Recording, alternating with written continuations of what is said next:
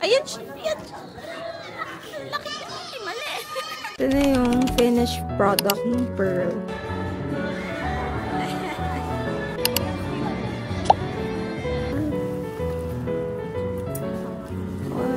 May mga kids kayo na gusto yung dalhin dito for educational purposes. Yung cabbage, yan, isasawsaw mo ganyan. Tapos, saka may sawsaw dyan. It's the Chutangaku Tower. Dong, dong, dong, donkey, donkey,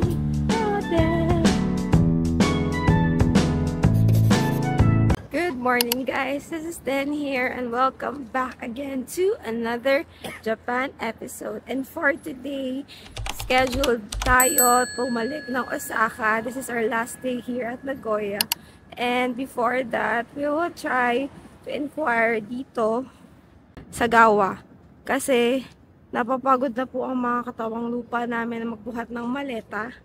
And check natin if nag-offer sila ng same-day delivery. Kasi yung sa hotel, next day pa daw dadating. So, check natin dito if they offer the same-day delivery. Hindi talaga will ni Lord. Sabi ni Lolo kanina, hindi daw sila nag-offer the same-day delivery. Punta muna tayo sa Port of Nagoya kasi nag-book tayo via Klook. And I'll link it down below as always. Port of Nagoya Public Aquarium is the largest aquarium here in Japan. So, home siya ng mga orca, whales.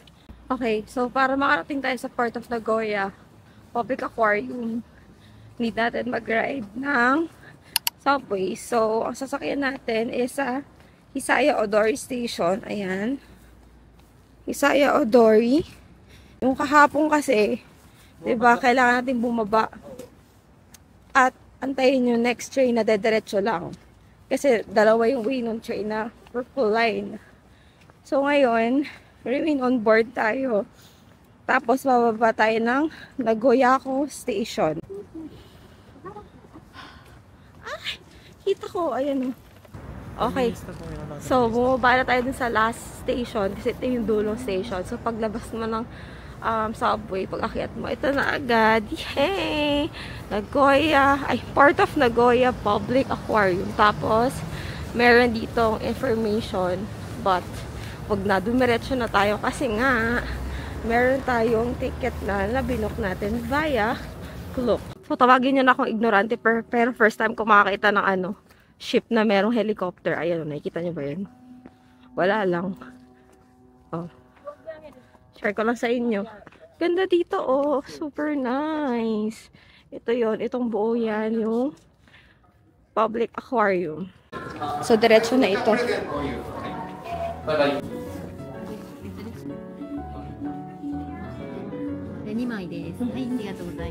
No need to present dun sa ticketing. Diretso na to. May nasa Klook. Tapos nagbigay sila ng ticket ng, sticker ba to? Basta yan, whale. Whale ba to? Ha? Whale? Killer whale. Killer whale. Ay, tama ako. Meron dito aquarium guide. So, kuha tayo. Ayun na agad yung whale, oh. See? Wait ba to? Dolphin ata to. Wait lang, sorry guys.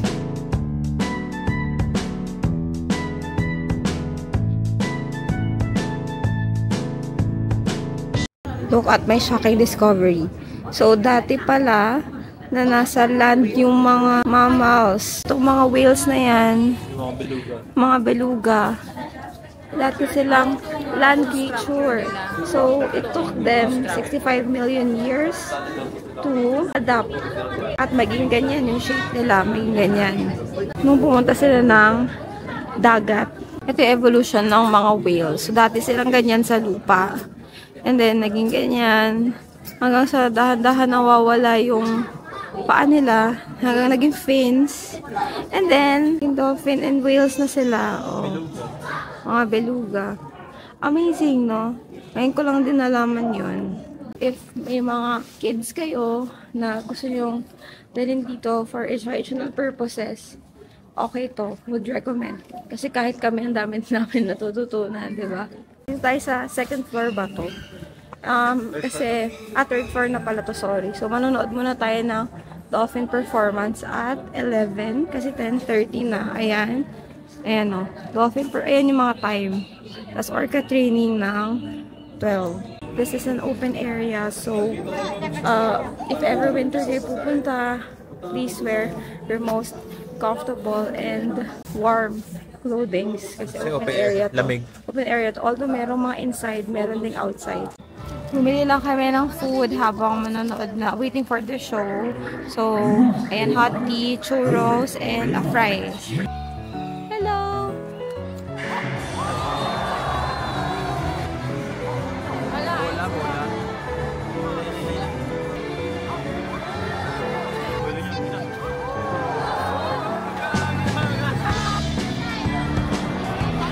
Meron din parang luggage storage dito sa loob, dito sa North Building. Malapit to dun sa main tank, which is yung show ng dolphins. Ayan. Ito. Magkano kaya? Ito. 100 yen. So, yun na babayaran nyo. Para maiwan nyo yung gamit dyan. Tapos may luggage din dito. Ayun na, mas malaki kesa dito. Meron ding souvenir shops ito. Gusto nyo mag-buy. Ayan. Meron din mga pangsabit ng bag. Ayan, look. Ang price niya is 330. Yun yung price range, sorry. 330 yan. May 870. Itong beluga. Pagtawid nyo from North Building, dito sa South, merong pearl harvesting event. So, pipili kayo kung ano type. If necklace, ring, or earrings, kayo mag-harvest. And then, gagawin nila into yung jewelry. So, ayan, ito. Example. Ganyan. Ayan. Yun yung gagawin nila. So, 10 to 15 minutes yung pag-harvest. And then, 30 minutes gagawin nila yung jewelry. So, depending on ano type of jewelry, may price. So, ilalagay ko na lang yung clip. Ito yung price niya. So, example, ito. Pag gusto mo yung hikaw, 1,000 yung pag-harvest, tapos 1,500 yung paggawa ng hikaw. Kaya 2,500 siya in total.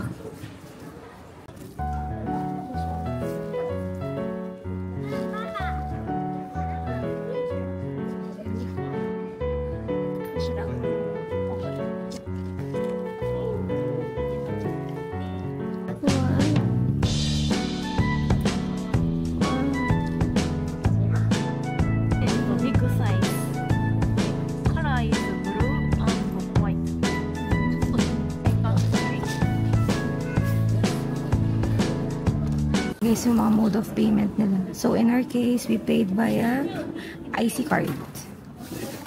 And IC card. Dito nila ginagawa, guys, yung mga mga jewelries right after i-harvest. So, dito.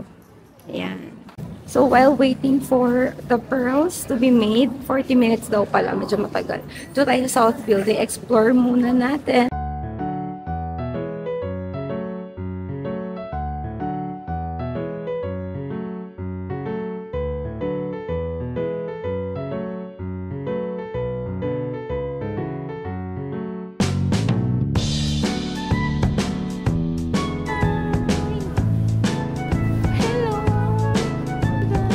Meron ditong part na i-feel niya yung carapace ng turtle, yung shell. Yun, ito to, yung ganyan.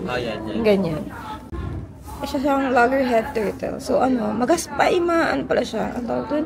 Smooth. Oh, akala ko siya. May siya, rough patches, but it's smooth eh. Ito rin. Sobrang dulas eh. Siyempre, hindi nyo naman madulas. Pero sinasabi ko sa inyo, madulas. So, ito na yung finished product ng pearl. So, swerte ko kasi yung nakuha kong pearl is big. Tapos kay mama, large sa'yo, medium sa akin. Regular, medium size. Ito naman is stainless steel. So, sulit naman. At least nakita nyo, diba, totoong pearl to. Hinarvest ko to. Dito, walang halong treatment or anything. This is real pearl. for 3,500. Sobrang sulit na nito. So, bago mag-exit, meron pa ulit isa pang museum shop. Pero dito tayo papasok kasi hindi naman po tayo magbabayad.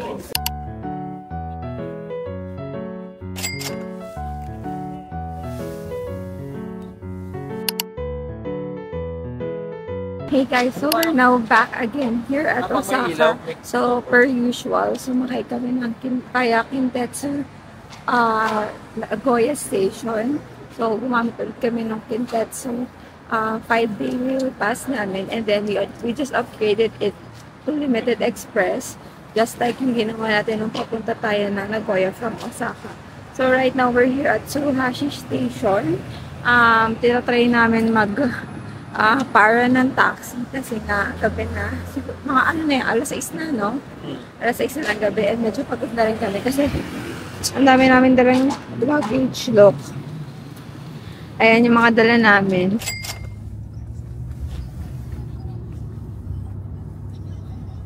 Okay, so naka-check-in na kami and this is actually our first night back again here in Osaka and it's 19:14 or 7:14 in the evening and ang first order of business is mag-dinner. So ito yung malapit na grocery. Not grocery, mga pagkain sa hotel natin which is ina-aim natin for the breakfast. Ayan. Hindi pa siya nakasale ngayon pero alas 7 na eh. So yung pangalan niya is Origin Kitchen. Nakita niyo ba? Ayun. Origin Kitchen. So, hindi pa siya nakasigaw. Lumabas muna tayo. Okay.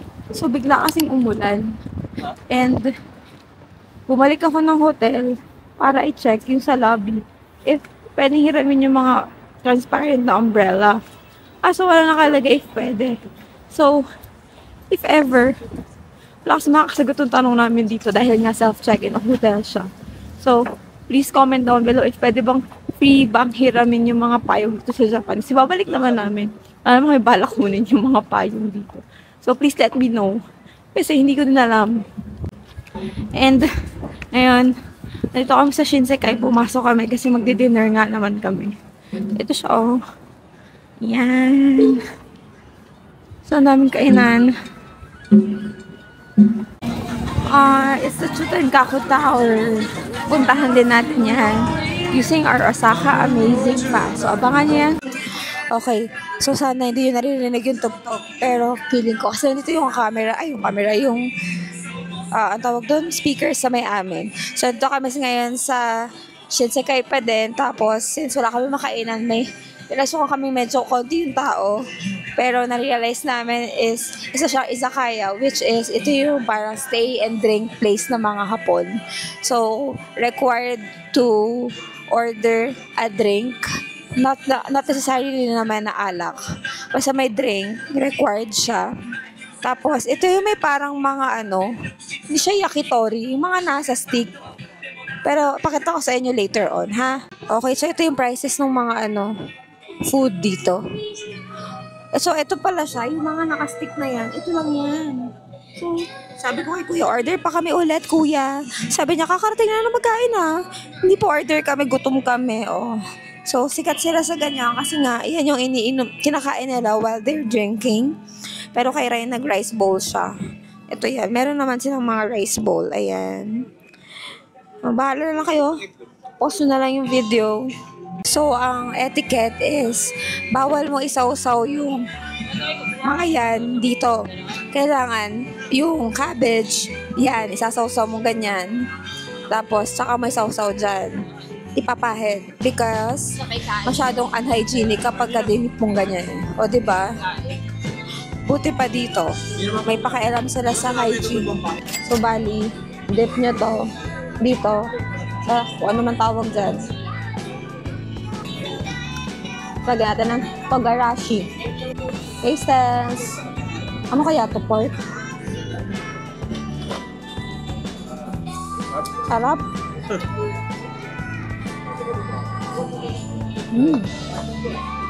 Actually, masarap isabaw to sa kanin. Sarap. Sarap ng dinner. 10 out of 10. Wala tayong hindi masarap dito sa Japan. before going back to the hotel, syempre, bili na naman tayo sa convenience store. And then, bili tayo ng breakfast. Yung snow, umano sa mukha ko yung... Nag-register ba? Ayan, oh. Okay, going back.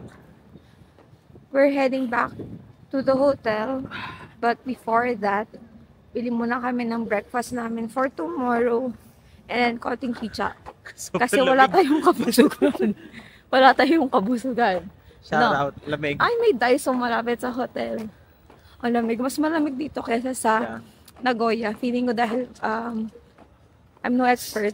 Baka pabagsak na yung hangin. Pababa na. No. Kaya usually, di ba, pag sa Pilipinas, malamig na February. Sa Nagoya, negative 2, negative 3. Yun negative 8 eh. Ayun.